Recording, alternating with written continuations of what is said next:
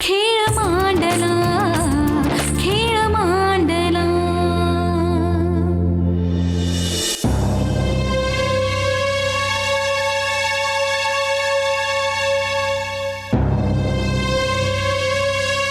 दगडाचं महत्त्व ज्याला कळतं त्याला मेल्यानंतर मातीत विलीन व्हायची भीती वाटत नाही. सरनाईक घराण्यात असा माणूस अजून जन्माला यायचा आहे. तो जन्माला यायच्या आधीच त्याची नांदी म्हणून मी कोणाला तरी पाठवलंय. आजी आपण घरी जाऊया. का? काय झालं? नाही काय नाही आजोबा चला ना आपण घरी जाऊया. मी ज्याला पाठवलंय त्या व्यक्तीचा नीट सांभाळ कर. काय झालं बाळा? नाही काय नाही आजी चला ना घरी जाऊ. तुम्ही सांगा ना आजोबांना. घराण्याच्या मुळापर्यंत जाऊन हीच व्यक्ती सगळ्यांना एकत्र आणेल. खूप त्रास होईल, खूप अडचणी येतील, पण या व्यक्तीला दूर करू नका.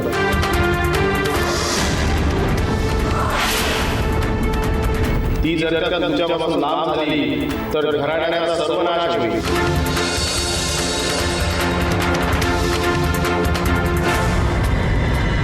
Is he ready? Yes sir. Injection.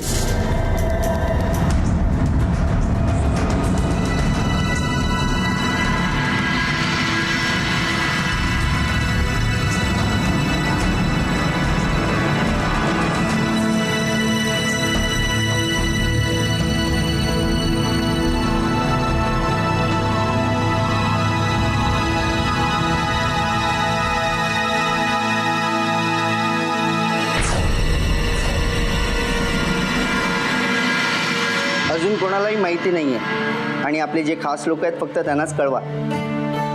तुला काय वाटतं कोण असेल हा?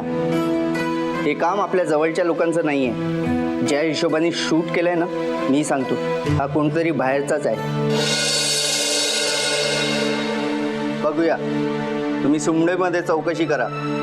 दादा शुद्धीवर यायच्या आत मला त्यांचं नाव हवं आहे. काही हवं आहे? नाही तुम्ही आधी बोलून घ्या. मी तुला नंतर फोन करतो. तोवर कामाला लागा. बोल.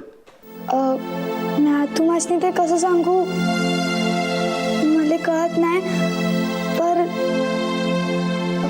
त्या आजी आहेत ना, माई माई म्हणतात त्यांना सगळे. त्याच त्या माईने आज सकाळपासून काय बी खाल्लं नाही. उपाशीच आहेत त्या. तूही काही खाल्लेलं नाहीये सकाळपासून. मला माझी चिंता नाही, मला सवय आहे. त्यांना ही सवय आहे. तर या वयात इतका वेळ उपाशी राहणं त्यांच्या तब्येतीसाठी बरोबर नाही ना. तू म्हणतेस ते अगदी बरोबर आहे, पण मी नाही सांगू शकत त्यांना. मग मी सांगू? सांगशील? वय सांगेन की.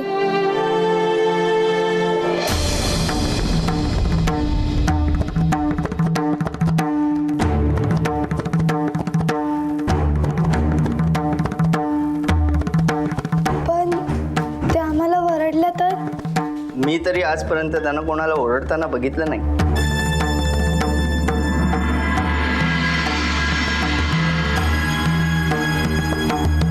पर ते ओळखीच्यांसाठी असेल ना.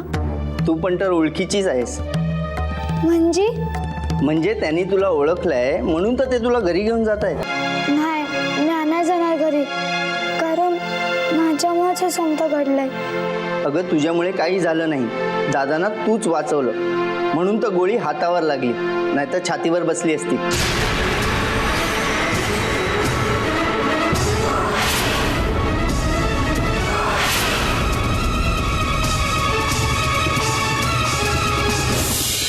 पर हे समजा माझ्या येण्यानेच झालं आहे ना. तसं नाहीये. म्हणून तर मला भीती वाटते त्यांच्याकडे जायची. पण एवढा वेळ त्या काय बी न खाता पिता बसल्या आहेत म्हणून म्हटलं. मी सांगितलं ना, त्या माझा ऐकणार नाही. तू बघ प्रयत्न करून. चालेल.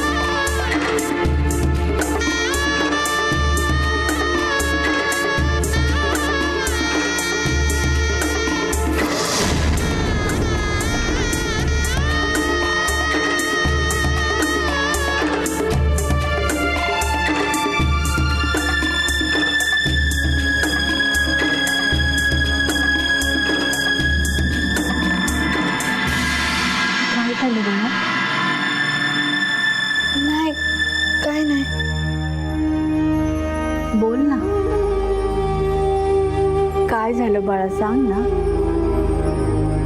मला एक सांगायचं होतं. काय? हेच की तुम्ही थोडं खाऊन घ्या ना. नको रे बाळा, मला भूक नाहीये. मला माहित आहे तुम्हासनी भूक लागणार बी नाही, पर तुमच्या तब्येतीसाठी तरी तुम्ही थोडं खाऊन घ्या. नाही होणार मला काही खायला, पण तू काळजी करू नकोस हा. पर जर तुम्ही खाल्लं नाही तर तुमच्या अंगात ताकद कशी येणार? माझं मनच लागत नाहीये ग. असं काय विपरीत घडलं की असंच होतं. तुम्ही तर माझ्यापेक्षा मोठ्या आहात, मी काय तुम्हासनी सांगू. पण उपास केल्याने बळ येतं असं म्हणतात, पण उपास तपासानं बळ जातं हे बी खरं आहे ना.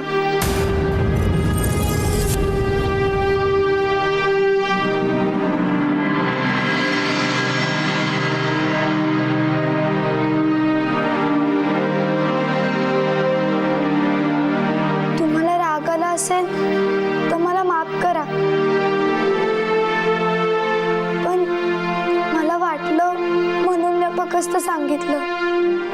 एक सांगू तुला,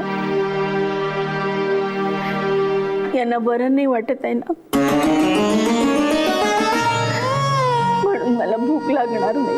पण तुम्ही उपाशी राहिल्याने ते बरं होतील असं नाही ना. मला कळतंय सगळं. तुम्ही दोघे सकाळपासून उपाशीच आहात ना.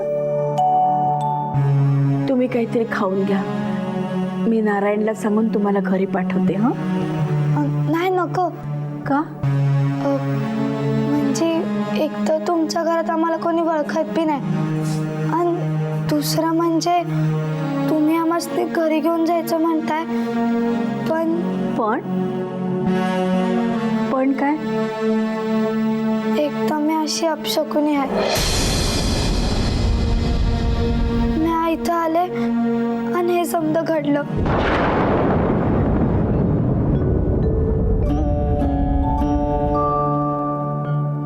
मी नाही तुमच्या घरला,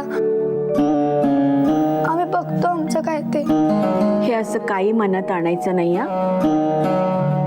आता तुम्ही आमच्याच बरोबर राहायचं आणि आता वाद घालायचा नाही, कळलं?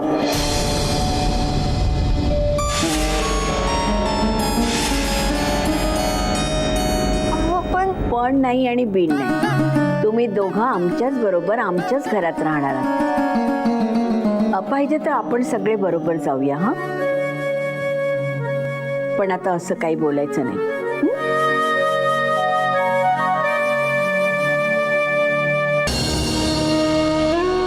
आज हे जे काही झालं ते इतकं अचानक घडलं की काही विचार करायला वेळच मिळाला नाही. मला हे कळत नाहीये की आमच्याच बाबतीत असं का घडलं.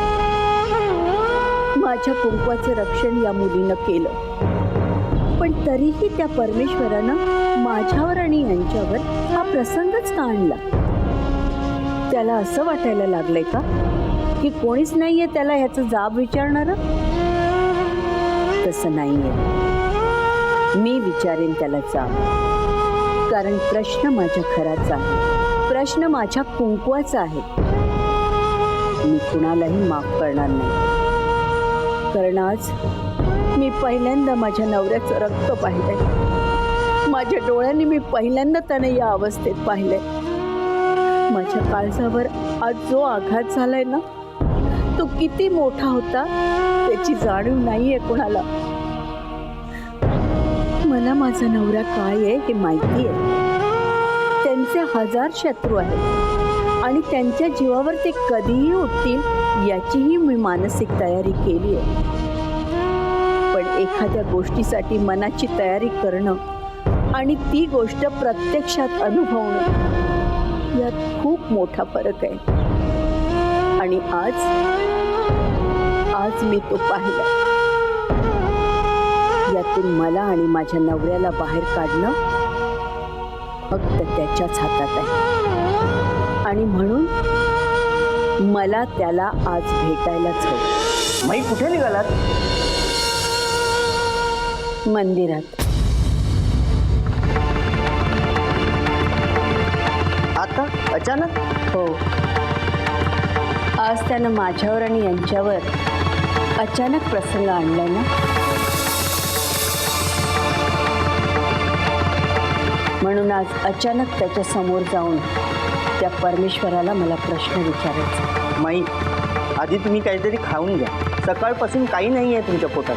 तो जोपर्यंत मला सांगत नाही की तुमचं कुंकू सही सलामत राहील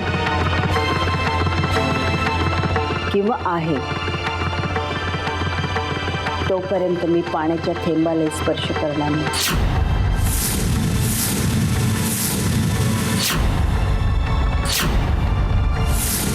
माई, असं करू नका. उद्या तुम्हाला काही झालं तर? माझं काय व्हायचंय ते होऊ दे, पण मला आता त्याला जाब विचारायलाच हवं. मी निघते आता. जेव्हा हे शुद्धीवर येतील ना,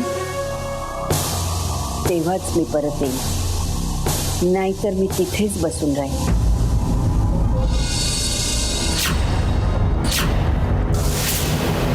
चला, मी अभि येते तुमच्यासोबत. नको, कोणीही नको. ही लढाई फक्त त्याची आणि माझी आहे. मध्ये कोणीही आलेलं मला आवडणार नाही आणि कदाचित त्यालाही.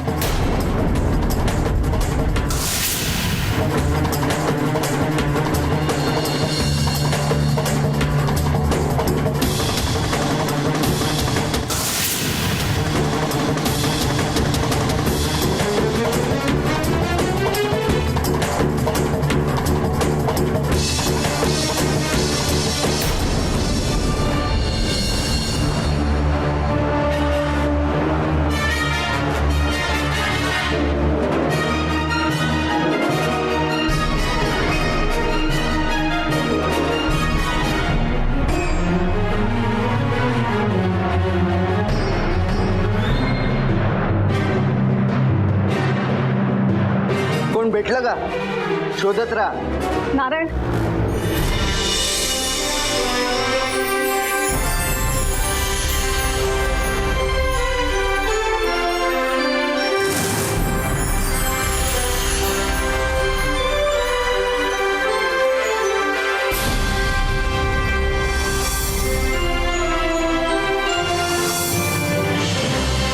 अरे सईताई, तुम्ही? आजोबा कुठे आहेत? कसे आहेत ते? ऑपरेशन सुरू आहे. ऑपरेशन? हो, गोळी हाताला लागली होती ना. डॉक्टर म्हणाले लगेच ऑपरेशन करायला हवं.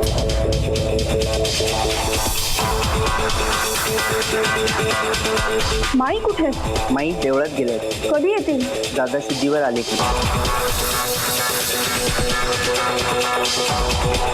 दादा शुद्धीवर आले म्हणजे? माई देवाकडे जाब विचारायला गेले आणि त्या सांगून गेले, जोपर्यंत दादांच्या जीवावरचं हे संकट दूर होत नाही त्या तिथून हलणार नाही. काही खाल्लंय का त्यांनी? नाही, अशाच गेल्या, उपाशी पोटी. पण मला एक कळत नाही, आपल्या त्या जागेचा पत्ता लागला कुणाला? ती जागा एवढी एकांतात आहे, कुणालाही कळणार नाही. मलाही तेच कळत नाही. पण तुम्ही काळजी करू नका, ते शोधून काढायला आपल्याकडे वेळ आहे. दादा यातून बरे होऊ दे, मग पाहू काय करायचं ते. ताई, तुम्ही जरा माईकडे जाऊन बसा. त्यांना समजावून 2 घास खायला घाला, नाहीतर आजारी पडतील त्या. हो, मी जाते त्यांच्याकडे. बरं, ती मुलगी कुठे जिने दादांना वाचवलं? ती तिथे बसलंय.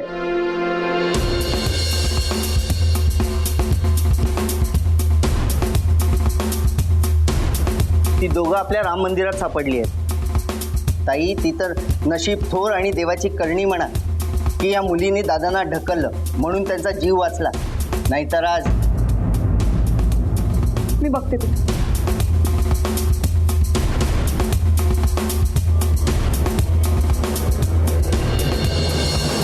नाही, बस बा. नावं काय तुमची? मी लेखा आहे आणि ह्यो माझा भाऊ साहिल. खूप गोड नाव आहेत तुमचे. कुठे राहता तुम्ही? साताऱ्याहून. पण मग इकडे नाशिकमध्ये? ते काम शोधायला आलो होतो. आणि तुमचे आई वडील?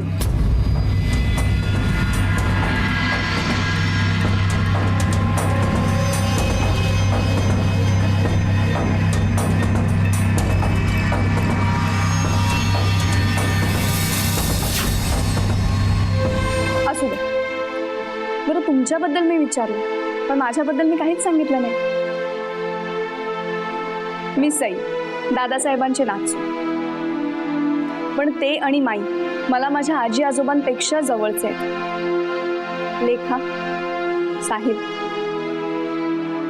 खरं तर मी तुमचे आभार मानायला आले. आज तुमच्यामुळे दादांचे प्राण वाचले. नाही, आम्ही काय नाही केलं आहे. ही तर समजी देवाचीच कृपा आहे ना.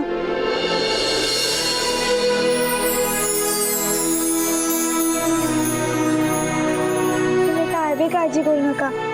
आजोबा लवकरात लवकर बरे होतील. देव त्यासनी काय बी नाही होऊ देणार.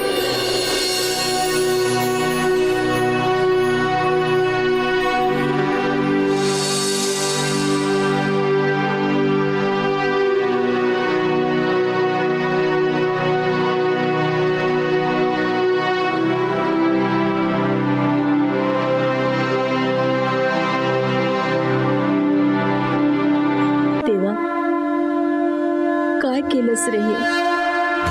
आणि का केलंस? काय केलं होतं मी तुझं की तू मला एवढी मोठी शिक्षा देतोयस? मला माझा अपराध तरी सांग ना. आणि शिक्षा द्यायचीच होती तर त्यांना एकट्यानंच का? मला का नाही? बोल ना. तू गप्प कायस? नित्य नियमाने तुझी पूजा केली, भक्ती केली. फक्त मीच नाही, माझ्या नवऱ्याने. आणि त्याचे हे फळ? आज मला माझ्या प्रश्नाचं उत्तर हवंय. जोपर्यंत हे बरे होत नाहीत तोपर्यंत मी तुझ्या समोर अशीच बसून राहणार आहे. आजपर्यंत मी कधीच तुझ्याकडे काहीच मागितलेलं नाही, कारण तू न मागता देतोस या गोष्टीवर माझा विश्वास आहे. पण आज एकच मागते, हक्काने त्यांचं रक्षण कर. कारण त्यांना काही झालं ना तर मी नाही जगणार. मी त्यांच्याशिवाय नाही जगू शकत. त्यांना वाचव रे, कारण ती तुझी जबाबदारी आहे. मी इथेच बसून राहणार आहे तुझ्या समोर. त्यांना तुला वाचवावंच लागेल. जोवर तू त्यांना वाचवत नाहीस ना तोवर मी पाण्याच्या थेंबालाही स्पर्श करणार नाही.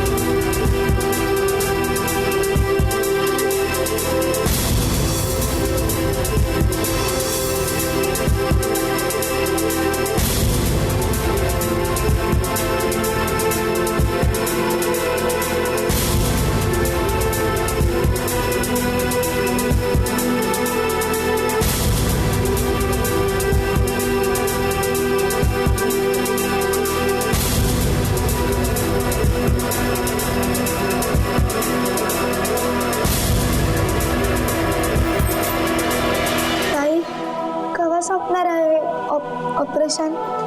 मीही त्याचीच वाट बघते.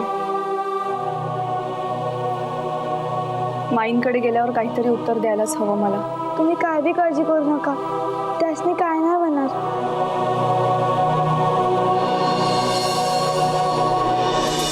काय बघताय? खूप गोड आहेस तू. ताई, मी तुम्हाला एक सांगू, विश्वास बसेल का तुमचा? काय ग? म्हणजे तुम्ही शहरातली माणसं समजी बुकं शिकलेली माणसं, मी आपली गावातली, तरी बी सांगू? सांग ना. तुम्हाला लय काळजी लागून राहिली आहे ना आजोबांची. हो. मग तुम्ही डाव्या हाताने नमस्कार करा. डाव्या हाताने? बाय, जसं आपण उजव्या हाताने देवाला नमस्कार करतो ना, तसा डाव्या हाताने करा, म्हणजे देव लगेच ऐकेल. डाव्या हाताने नमस्कार केल्यावर देव आपलं काय ऐकतो? कारण समधी माणसं उजव्या हाताने नमस्कार करतात ना, मग जर आपण डाव्या हाताने नमस्कार केला, आपण त्या एवढ्या समध्या माणसांमध्ये लगेच दिसतो, मग देव आपलं काम पटकन करतो. खरंच खूप गोड आहेस तू. पण तुम्ही करा ना डाव्या हाताने नमस्कार. अगं मग तू शिकव ना मला.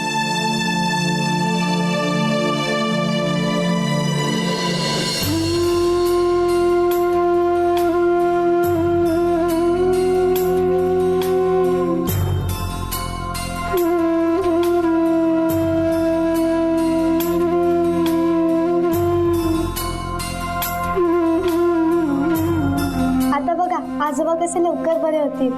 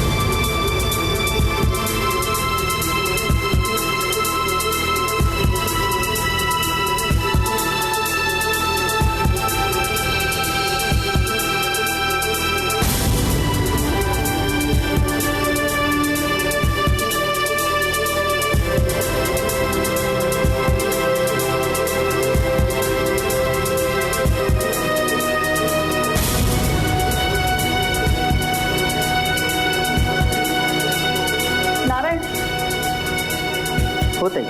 ऑपरेशनला अजून किती वेळ लागणार? माहीत नाही, पण बराच वेळ झाला. मला माईंची सुद्धा चिंता वाटते. कधीच्या गेल्यात अजून आल्या नाहीत. ताई, मला वाटतं तुम्ही त्यांच्याशी बोलायला हवं. मलाही तसंच वाटतंय. कारण त्या माझं ऐकतील असं मला नाही वाटत. त्या माझं ऐकतील असंही नाही. पण निदान तुम्ही प्रयत्न तरी करू शकता. मी तर... अरे नारायण, असं का बोलतोस? तू काही परका नाही आहेस. ताई, तुमच्यात बोलायची कला आहे, माझ्यात फक्त बळ. आणि माई बळाला घाबरून इकडे येणार नाही, आणि मी असलं काही करू शकतही नाही. बघते, प्रयत्न करते, पण मला वाटत नाही माई ऐकते. पण तरीही प्रयत्न करते. मी आधी येते तुमच्यासोबत. मला बी त्यासनी भेटायचं आहे, आणि त्यांनी सकाळपासून तर खाल्लं बी नाही. तिथे त्यासनी चक्कर बिक्कर आली तर कोणीतरी सांभाळायला हवंच ना, म्हणून मी आधी येते. बरं, ठीक, चल.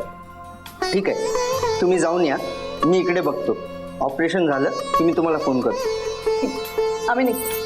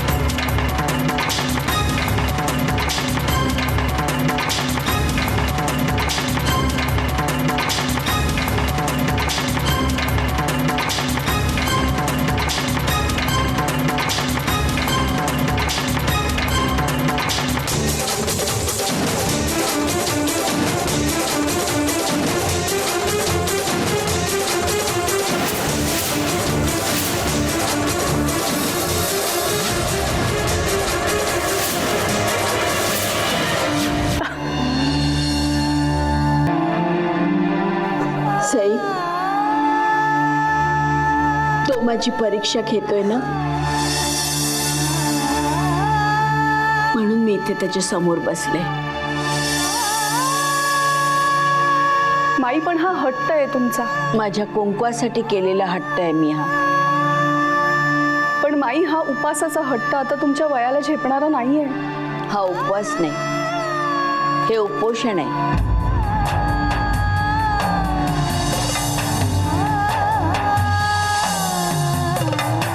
आणि उपोषण हे आपल्या हक्कासाठीच करायचं असतं. मला मान्य आहे माई, पण ह्या सगळ्याचा त्रास तुम्हाला होणार आहे. होऊ दे ना, त्याला माझी परीक्षा घ्यायची आहे ना, घेऊ देतो. मी एकटी जगू शकत नाही हे त्याला माहिती आहे ना. मग आता निर्णय त्याचा आहे. आजी असं नका करू, 2 घास खाऊन घ्या ना. तू काही खाल्लंयस का बाळा?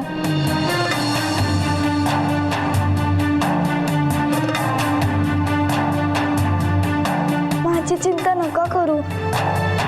असं कसं? तुझी चिंता का नाही करायची? सई, हिनं सकाळपासून काहीही खाल्लेलं नाही ग. तुला बाहेर घेऊन जा आणि काहीतरी खायला दे. पण आजी, नाही, मी काहीही ऐकणार नाही. तुम्ही आधी जा आणि काहीतरी खाऊन या. चला दोघे. जा.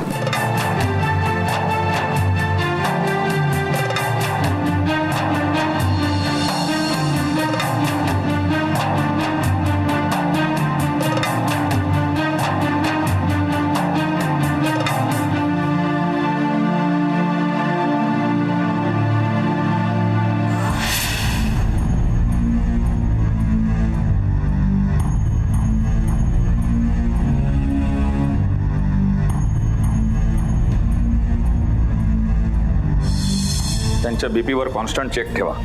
डॉक्टर साहेब, नारायणराव, ऑपरेशन झालंय. काही प्रॉब्लेम? नाही, अजिबात नाही. तरी देखील अजून 24 तास आपण त्यांना अंडर ऑब्झर्वेशन ठेवणार आहोत. त्याची गरज आहे. पण आम्ही त्यांना भेटू शकतो? नाही, कारण ते अजून शुद्धीवर यायचेत. ते कधीपर्यंत शुद्धीवर येतील डॉक्टर? उद्या सकाळपर्यंत ते शुद्धीवर येतील. मग तुम्ही त्यांना भेटू शकता. पण आता तुम्ही त्यांना कुठल्याही तणावाखाली आणू नका. त्यांना आराम करू द्या. डॉक्टर, तुम्ही दादासाहेबांना किती वर्षापासून ओळखता? म्हणजे तुम्हाला वाटतं ते आराम करतील? त्यांनी काय करायला हवंय हे मी तुम्हाला सांगितलं. आता ते काय करतील हे तुम्हालाच माहीत. डॉक्टर, तुम्ही दादासाहेबांना वाचवलं. तुमचे हे उपकार मी आयुष्यभर विसरणार नाही. हो, असं काय बोलताय? ते माझं कर्तव्यच होतं. मी एक डॉक्टर आहे आणि ते माझे पेशंट आहेत. पण ते दादासाहेब सरनाईक आहेत डॉक्टर. तुम्ही त्यांचा जीव वाचवलाय. तुम्ही तुमच्या कर्तव्यापेक्षा खूप मोठं काम केलंय. पण ह्या सगळ्यात तुम्हाला एक गोष्ट सांगायची राहूनच गेली. कुठली? दादासाहेबांची ही गोष्ट कोणालाच कळता कामा नये. अहो, पण माझ्या स्टाफमधल्याना ही गोष्ट माहिती आहे. तेच सांगतोय मी. स्टाफ तुमचा आहे. तुमचं तर सगळ्यांनी ऐकावं असं अपेक्षित आहे आम्हाला. म्हणून तुम्हाला मी सांगतोय. तुम्ही जरा उशीर केलात नारायणराव. तेव्हा ना हॉस्पिटलमधले बरेच लोक बाहेरही गेले असतील. जे राहिलेले आहेत त्यांना सांगा. ठीक आहे, सांगतो मी त्यांना. आमची एवढीच अपेक्षा आहे की ही बातमी पोलीस किंवा मीडिया पोचू नये. बाकी तुमच्यावर आहे. नारायणराव, नाही पोचणार. बस डॉक्टर, आता मला तुमच्याकडनं काही नको आहे. तुम्हाला काय हवं आहे ते सांगा. आत्ता काही नको. वेळ आली की सांगेन.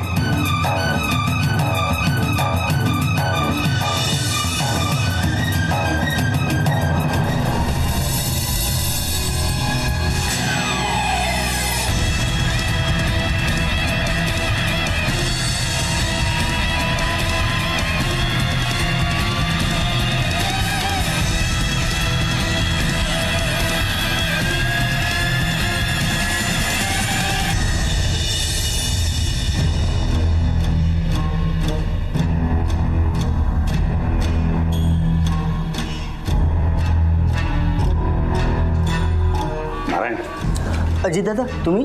हो, घरून आत्ताच कळलं मला की म्हणजे सगळं झालंय ते. पण मला सांग, दादा कसे आहे? आत आहे. आत्ताच संपलंय ऑपरेशन. कसं झालं ऑपरेशन? चांगलं झालं. सकाळपर्यंत शुद्धीवर येतील असं म्हणाले डॉक्टर.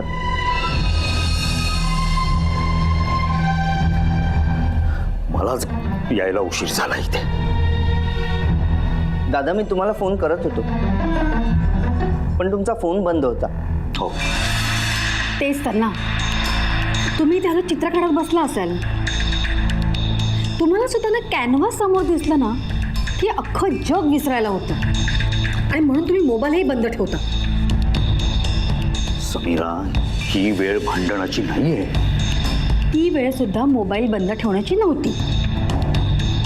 मला काही स्वप्न पडलं होतं का की नेमकं ह्याच वेळेला दादांना काही होईल म्हणून? बरं, ते जाऊ दे. नारायण, मृदुला किंवा उदय भाऊजी येऊन गेलेत दादांना बघायला? नाही, अजून तरी नाही. उदयदादा तर नाशिकमध्येच नाहीये, पण मृदुलाताईही नाही आलेत. तिला कळवलंच की नाही तू? हो वहिनी, मी घरी फोन केला होता तेव्हा त्यांनीच फोन घेतला होता. चला, म्हणजे हे बरं झालं. आता तरी दादांची आणि माईंची डोळे उघडतील. माझी मृदुला करत फिरत असतात ना. आता बघा म्हणावं आपल्या मुलीचं प्रेम. तुम्ही बघा तुमच्या लाडक्या बहिणीचं प्रेम तुमच्या वडिलांवरचं. समीरा, प्रसंग काय, तू बोलतेस काय? छान. म्हणजे अशा प्रसंगी तुम्ही मलाच गप्प करणार नाही का? नारायण, आई कुठे? त्या तर देवाच्या मूर्तीसमोर ठाण मांडून बसलेत. जोवर दादा शुद्धीवर येत नाही तोवर काही खाण्यात पिणार नाही असं बोलून गेलेत.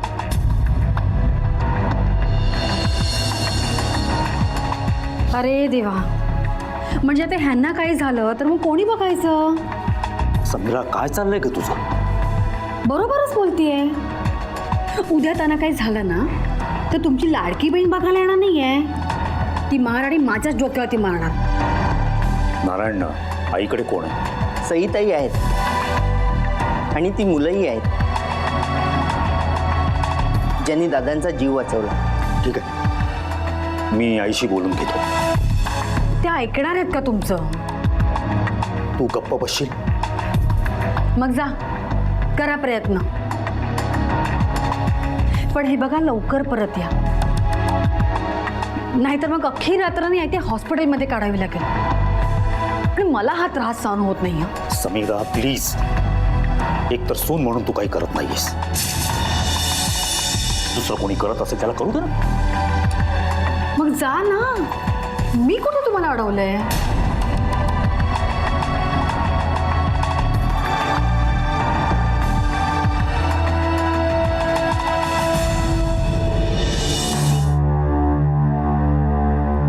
दादांचं ऑपरेशन संपलंय.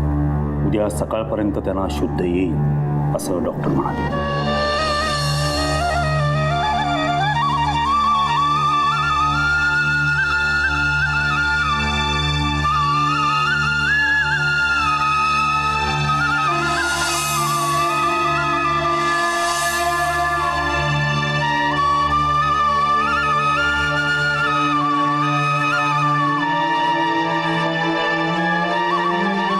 अजी, मला एक बरं वाटतंय की तू आणि राजीव राजकारणात नाही आहात. मी राजकारणापासून लांब आहे याचा अर्थ असा नाही की मी माझ्या जीवाला घाबरतो. पण आई, मला खरंच त्या राजकारणात इंटरेस्ट नाही. तू इथे असून या राजकारणात नाही, आणि राजीव तर खूप लांब आहे. तो जिथे आहे ना तिथे सुखरूप आहे, म्हणून मला काहीच त्रास होत नाही. पण तो जर राजकारणात असताना तर मला काय काय भोगावं लागलं असतं रे. पण आताही तू काय कमी भोगतेस का? मी हे सगळं यांच्या प्रेमापोटी भोगते. प्रेमात ताकद असते आणि प्रेम करणाऱ्यात सुद्धा ताकद असायला हवी. आता तू काहीच खाल्लं नाहीस तर तुला ताकद कुठून मिळणार?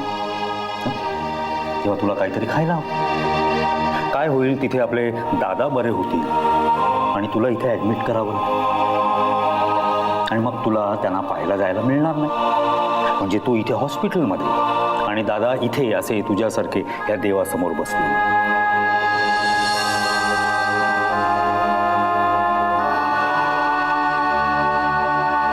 आजी, हे बघ, ती दोन्ही मुलं आहेत ना, ती सई बरोबर बाहेर गेलेत काहीतरी खायला.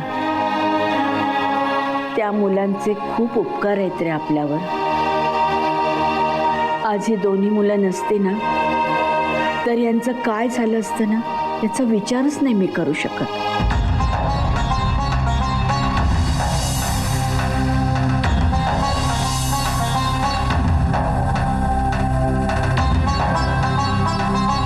हो, कळलंय मला सगळं. ती मुलं आली ना की त्यांना आपल्या घरी घेऊन जा. ती आता आपल्याच घरी राहतील. तुझ्या दादांची पण तीच इच्छा आहे. आणि तू? माझी काळजी करू नकोस रे. मी सांगते ते ऐक. तू घरी जा. हां,